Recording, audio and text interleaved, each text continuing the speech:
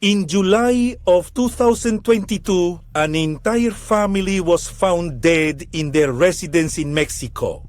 But despite the horror that the tragedy represented, the authorities had a glimmer of hope when they found 3 survivors, 2 little ones, and a pregnant woman, daughter, and sister of the other victims. What initially began as the story of a heroine ended with the discovery of a web of secrets, deceit, and greed. Hello everyone, I am Leon, and I invite you to stay until the end of this video to discover everything that happened in this shocking case. But before we start, I would like to know where you are watching us from. We love to know how far these real-life stories reach.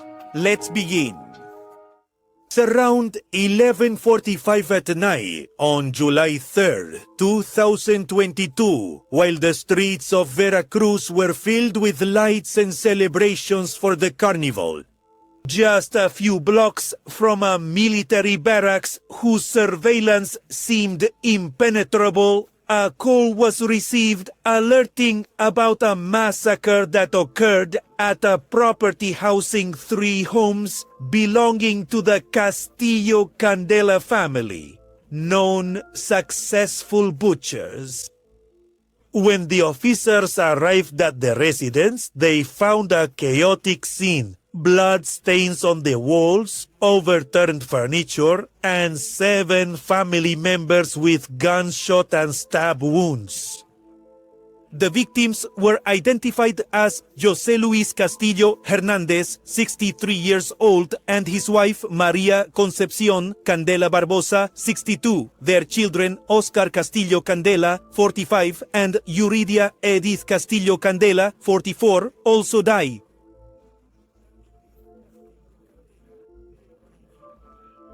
His sister-in-law, María de la Luz Estrada Holguín, 42 years old, his relative Oscar Valentín Castillo Estrada, 38, and the youngest, Mario Alberto, 15 years old, nephew of several of them, whose life ended tragically and unexpectedly. Despite the tragedy, there were some survivors.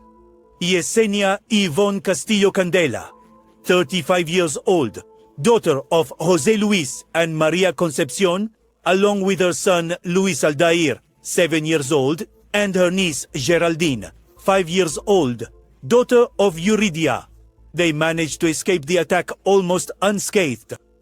What impacted the police the most was that the woman was in an advanced state of pregnancy. Yesenia was found curled up on the threshold, trembling with glassy eyes, and her arms protectively wrapped around the little ones.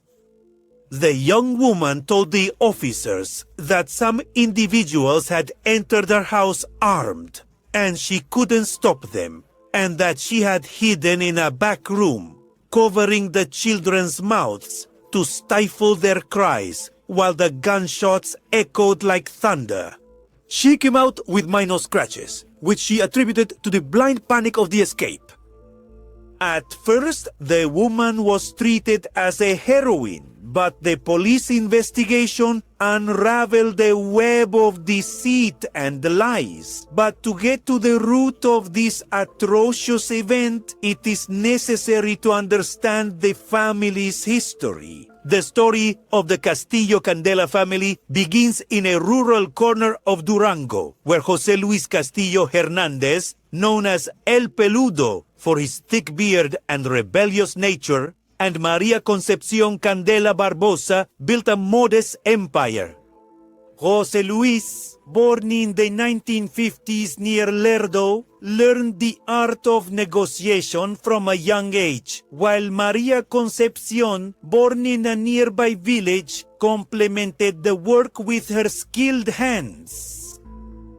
Their union gave life to 6 children, Among them, Oscar, the eldest, robust, and hardworking. Euridia Edith, with a lively spirit and a firm hand in finances. Another son, whose details are not mentioned. Then came Yesenia Yvonne, born in 1987.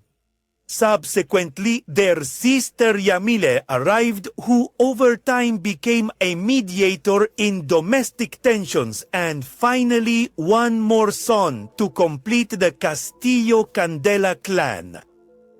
Yesenia's childhood unfolded in an environment of scarcity and tenacity, surrounded by siblings and the bustle of local markets, where daily haggling set the pace of existence. At 5 years old, she was already accompanying her mother to the market, learning to haggle for a handful of chilies or to select the best chickens for slaughter, learning the value of each peso. By the year 1992, poverty was constantly looming. A prolonged drought decimated the crops, so Jose Luis temporarily migrated to Torreon, working in a textile factory for meager wages. Maria Concepcion, alone with the children, faced sleepless nights weaving blankets to sell in the markets. Jose Luis began venturing into the informal meat trade, buying skinny cattle at auctions and selling them in portions to neighbors. Maria Concepcion supported him by cleaning and packaging. The family did not have large incomes, but the meat trade ensured them a roof and food. By the beginning of the year 2000, when Yesenia was going through adolescence, her life began to show cracks. The apparent family stability was threatened by the drought and lack of opportunities in Durango, which led the Castillo Candela family to make a difficult decision: to leave their homeland in search of a more promising future. The move was abrupt. They loaded their belongings onto a worn-out truck and headed to Veracruz, attracted by the opportunities offered by the port and its markets. They settled in a modest but lively neighborhood. There they rented a plot with 3 adjoining houses, one for the parents, another for Oscar and his family, and the third shared between Euridia and Yesenia. The change was not easy. Yesenia, who had left behind childhood friendships, faced persistent nostalgia. She walked long distances to attend the public high school, where she excelled in mathematics, although she avoided standing out socially. She preferred to lose herself in borrowed books that narrated distant adventures. At 18 years old, Yesenia joined the family business. She learned to weigh meat, negotiate with suppliers, and attend to customers at the Hidalgo market. She started as a cashier with a modest salary that helped cover the rent. Over time, she took on greater responsibilities, managing inventories and attending to regular customers. The family had grown commercially from a single stall in Durango to 15 butcher shops in Veracruz, known for their fresh cuts and homemade sausages. Additionally, she introduced the idea of selling snacks on weekends, like pork rinds and barbacoa, which was a great success among the locals, who stopped going to the other butcher shops. Yesenia became skilled in sales, with a smile that eased complaints and a keen eye for spotting outstanding accounts. Although she achieved a certain economic independence, the pace of the business exhausted her, and the fatigue showed on her face, concealed with light makeup. Personally, her life went by with apparent tranquility. During adolescence, she had brief relationships without much depth.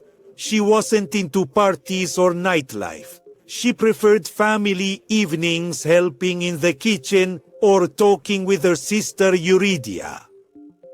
In 2010, she met Luis Aldair, a reserved mechanic from the same neighborhood. Their relationship began at the market when he was repairing the refrigerator at the meat stall. Luis was calm, the perfect balance against the intensity of the family. They moved in together in 2012, and 3 years later, their first child was born, Luis Aldair Jr., a cheerful boy who filled the home with laughter and toys. Although they did not formalize their union, they lived as a stable couple, sharing Sundays at the beach and savings plans for their own house. Luis helped with the business, picked up supplies, and took care of the child during Yesenia's long shifts. But family tensions began to cloud the routine. Jose Luis, overly protective, started to distrust Luis and Yesenia, who were living a life of luxury, parties, and all kinds of excesses at the expense of the butcher shops. By the year 2018, disagreements over business control intensified. Oscar, the eldest of the siblings, managed the finances while Yesenia demanded greater involvement, convinced that her effort deserved recognition. Yuridia tried to mediate, but the resentment over the inheritance was already brewing. Yesenia felt that her father favored Oscar, and the rumors about a possible embezzlement in 2020 worsened the conflict. It is known that in an audit the father found a fraud, as well as claims from a company that supplied them with raw materials and was claiming $1 million shortfall. The amount of the fraud perpetrated by the daughter and her partner was allegedly in the millions, and that greatly upset the family, especially the father, who was doing everything possible to straighten out the company. Upon discovering irregularities in the accounts she managed, Jose Luis withdrew part of the administration from her and decided to pass on his inheritance while still alive. Participo azitan giving a larger percentage to his other children, which caused uncomfortable silences and disapproving looks from Yesenia. Oscar and Yuridia sided with their father, and Yesenia began to feel excluded. At night, she told her partner that she also had a right to what they had built. In private conversations with her mother, she expressed her frustration at feeling sidelined, while Maria Concepcion responded with gestures of comfort and calls for patience. Yesenia's second pregnancy, discovered in November 2021, seemed to bring a truce. The family organized a simple baby shower in June of 2022. Jose Luis, excited, promised that the name of the new baby would be linked to one of the butcher shops as a legacy. Yesenia, already in the 8th month of pregnancy, shared tender images and family videos on social media, showing a happiness that contrasted with internal tensions. As in private, she insisted on claiming a larger share of the business, thinking about her children's future. In the midst of this atmosphere of resentment and ambition, we arrive at the night of July 3rd, 2022. While the city celebrated its carnival with music, tourists, and reinforced security, a massacre was brewing in silence. Near midnight, a group of armed hitmen stormed the family compound. Once inside, the attackers moved through the homes with lethal precision and executed each family member. The bullets pierced the bodies, and some were finished off with a knife. 7 lives were taken in minutes. The father with a shot in the chest, the mother stabbed, was found in the kitchen. The brothers and brothers-in-law shot down in the living room, and the teenager hit while sleeping. According to official reports, the victims received coup de grace shots. a characteristic mark of organized crime. In a matter of minutes, the world that the Castillo Candela family had built was destroyed. Upon arrival, the police found a scene of horror. Prosecutors, forensic experts, and ministerial agents began the investigation of one of the most brutal multiple homicides in the state's recent history. The State Attorney General's office took on the case and launched a large-scale investigation, promising that there would be no impunity. The media coverage was a whirlwind of empathy. At dawn on July 4th, reporters cordoned off the scene, broadcasting blurry images of the area illuminated by police spotlights. Although initially 3 lines of investigation were considered, the details were kept secret. In that information vacuum, several hypotheses emerged. The most repeated pointed to possible extortion, the collection of a protection fee by criminal groups. Given the visible growth of the meat business, many considered it plausible that the family had been targeted with threats for refusing to pay. However, in the forensic laboratories and interrogation rooms, the narrative began to change. Ito Nino siya Pontasiano. As the investigation progressed, the focus of the authorities began to shift. What was initially interpreted as a massacre perpetrated by external forces, a possible reprisal by organized crime, began to take on a more intimate and disturbing dimension. The forensic experts began analyzing the scene by collecting physical evidence such as bullet casings, stab wounds on some victims, and blood spread in patterns suggesting a quick and precise attack. A critical detail emerged that same day.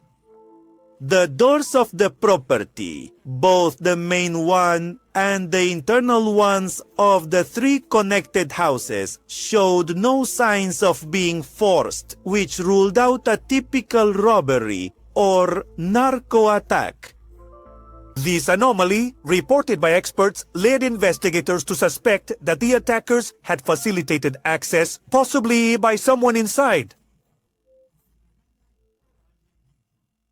Yesenia was interviewed as a key witness.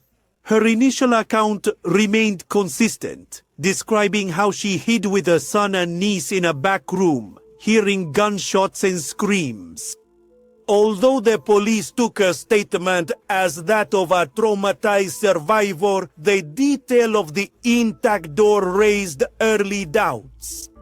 The investigation progressed with interviews of neighbors and forensic analysis. Residents of the neighborhood reported seeing a gray sedan prowling the area days before the crime, specifically on the 1st and 2nd of July.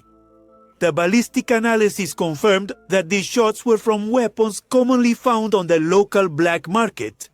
But the precision of the attacks concentrated on the adult victims without extensive collateral damage suggested a planned operation with knowledge of the place. A significant breakthrough occurred on July 10th, when the intelligence unit of the prosecutor's office analyzed Yesenia's phone records, in which multiple calls and messages were detected between her number and disposable cell phones registered in Coahuila, linked to minor criminal cells operating in the illicit trade of Durango and Veracruz.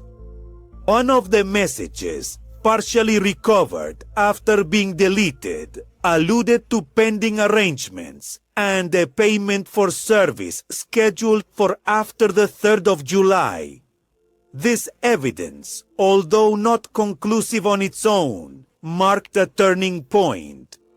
Yesenia went from witness to person of interest. Investigators hypothesized that she had contacted hitmen, possibly through connections in the meat market, where dubious suppliers were common. Between the 11th and the 20th of July, the authorities delved deeper into the testimonies of the survivors. The 5-year-old niece provided a protected statement under psychological supervision. Although limited by her age, she mentioned that Yesenia did not show surprise, nor did she actively try to flee during the shooting, but rather led them to the back room with unusual calm, covering their mouths to silence them. This detail, although not definitive, contrasted with the panic described by Yesenia. Her son did not provide contradictory information, but his testimony was less clear due to the trauma. Simultaneously, experts found partial shoe prints on the main door frame compatible with the footwear Yesenia was wearing that night. Although they were not direct evidence of execution, they suggested that she handled the entrance before or during the attacker's entry. Likewise, nearby surveillance cameras captured the gray sedan mentioned by the neighbors, leaving the area shortly after midnight on July 3rd. But the video quality did not allow for facial identification. The prosecution triangulated these findings with the economic motive, the disputes over the inheritance of the family business, and a plot in Durango, mentioned by relatives in interviews, pointed to Yesenia as someone with motives to eliminate the main heirs, her parents and siblings. At the end of July, detectives tracked financial movements in accounts associated with Yesenia. According to the records, suspicious transfers were detected from a personal account to a contact in Coahuila made days before and after the crime. Unfortunately, she is the daughter of the butcher shop owner. It's sad, very unfortunate. There are clear indications of the motivations that were given.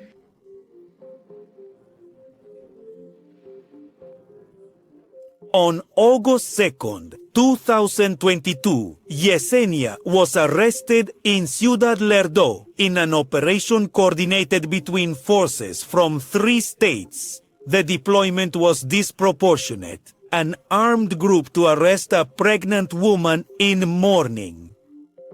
The image of Yesenia handcuffed, escorted by agents, became a symbol of an investigation that had already condemned her in the eyes of the public. Upon being detained, she pleaded for the safety of her future child.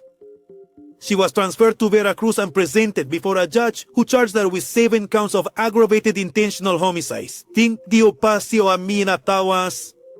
Given the seriousness of the charges, she was subjected to mandatory pre-trial detention, a measure that would keep her behind bars throughout the process without the possibility of bail. Days later, she gave birth under state supervision. The birth of her child inside a prison added a layer of emotional complexity to the case. The baby, child of a woman accused of ending the lives of her own parents and siblings, began life in a cell. By law, he was allowed to stay with his mother in a maternal area of the prison, although his future was uncertain. The judicial process, for its part, progressed with difficulties. In December 2023 and May 2024, the linkage to the process was renewed despite the appeals filed by the defense, which argued the absence of direct evidence, such as weapons or identifications of the hitmen. The oral trial began in January 2025, capturing national attention. In the courtroom, prosecutors and defenders presented diametrically opposed versions, each trying to impose their truth amid a highly tense atmosphere. The prosecutor built her case without a confession or murder weapon, relying on circumstantial evidence such as phone records linking her with alleged accomplices before the attack, and testimonies from protected witnesses who, according to them, pointed to her as the mastermind behind the crime. For the prosecutors, her survival was not a coincidence but part of a meticulous plan.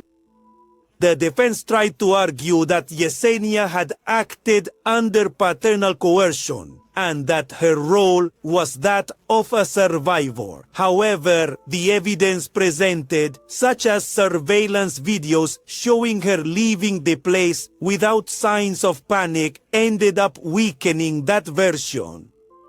The prosecution, for its part, requested an exemplary sentence up to 70 years in prison for each victim, but the fear of an accumulated sentence, 490 years, settled among her close ones. On October 6, 2025, the judge delivered the sentence. Yesenia Yvonne Castillo Candela was found guilty of aggravated intentional homicide. The sentence was formalized on October 15th, 20 years of imprisonment, accompanied by economic compensation of 6.1 million pesos, 875,000 for each victim, and the suspension of her political rights. While the prosecution and several dissatisfied family members expressed their intention to appeal, seeking to have the crime reclassified as qualified homicide, which would allow for a minimum sentence of 70 years, Yesenia's defense announced that they would also appeal, convinced that a judicial error had been made. Deitita ente ite. We are requesting, first of all, that a true investigation be opened. Why? Because in this matter, the investigation period was 6 months, as the law states in 2 periods that total 6 months, and there is never an investigative act by the State Attorney General's office to support this accusation they are making without any indication. They don't even know how many entered the home, or how many committed the crime. And most alarming, the material authors, the hitmen who carried out the massacre, were never identified or captured.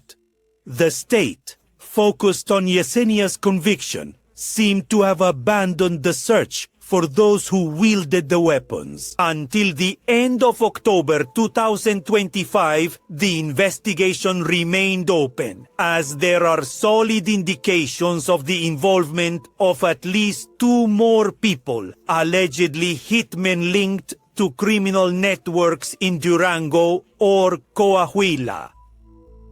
The material authors remain fugitives, the versions are fragmented, and the most uncomfortable questions persist.